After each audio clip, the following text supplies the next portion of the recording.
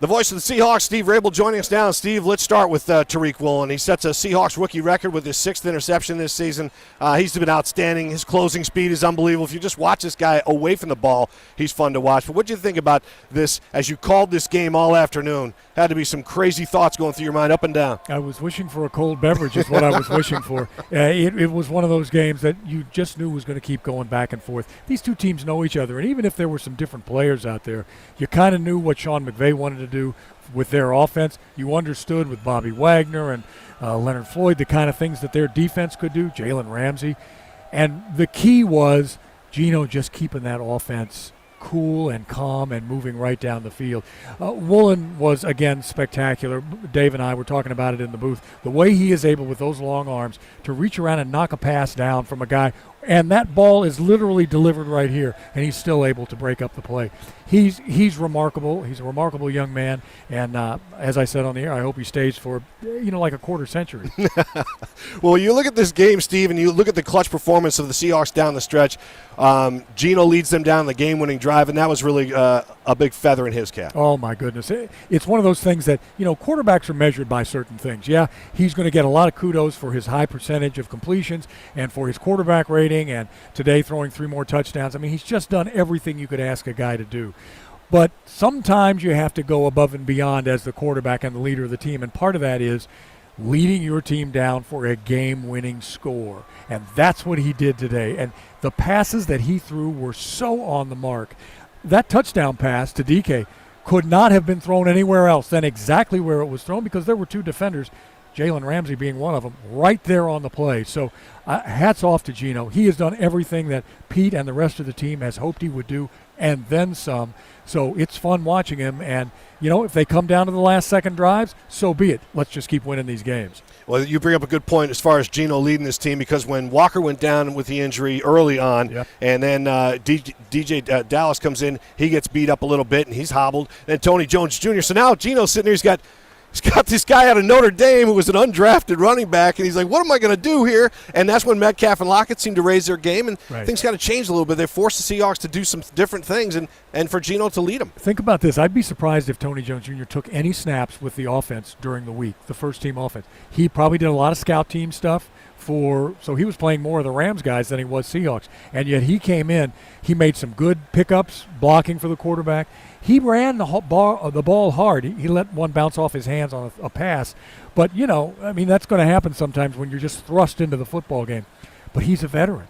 He's been 3 years in this league. The Saints liked him. They wanted to keep him. John Schneider and his guys were able to kind of finagle him through waivers and get him. So we were really happy that he was there. But then you're right. It became Geno and his receivers. Marquise Goodwin, he was hurt, had his thumb all taped up. He makes a huge catch down in this end of the field to help set up that winning drive and that touchdown reception. And then what can you say about Geno and DK and Tyler?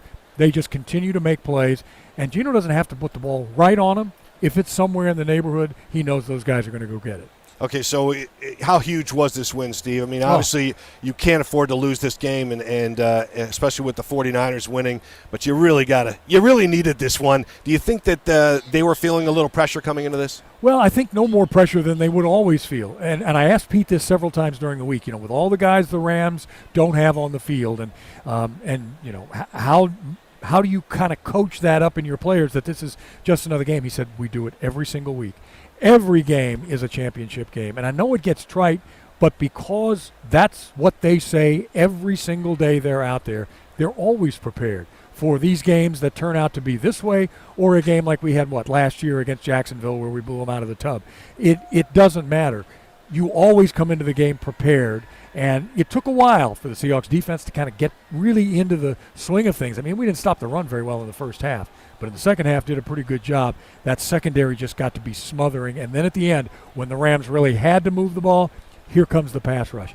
That's what you want to do. The only thing we didn't do as well was run the ball. Chalk that up to all the guys who got hurt today. Still, this was a game they had to win. Losing 2 straight, you're not going to stay in the standings for very long, or at least for that, playoff race. We don't want to talk about that, but you don't stay there long with 3 losses in a row. These Rams have now lost 6 straight.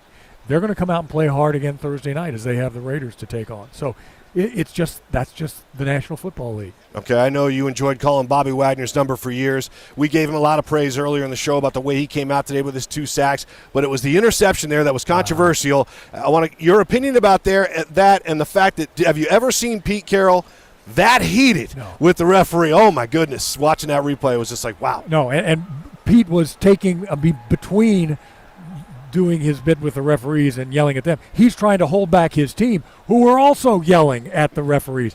I just thought it was a terrible call. And, of course, everybody is going to say, well, sure, you thought it was a terrible call. You're one of the Seahawks. But it was. Mm-hmm. I mean, he rolled over and had the ball down on his back, and then Bobby pulled it away from him. There's no question about it. I don't know how New York didn't see that. Happily, it didn't come back to hurt the team, and as you said, I think it kind of fired everybody up, especially on this near sidelines where the Seahawks were. Those guys were angry, and they said, all right, that's all. We're going to go out here and finish this game.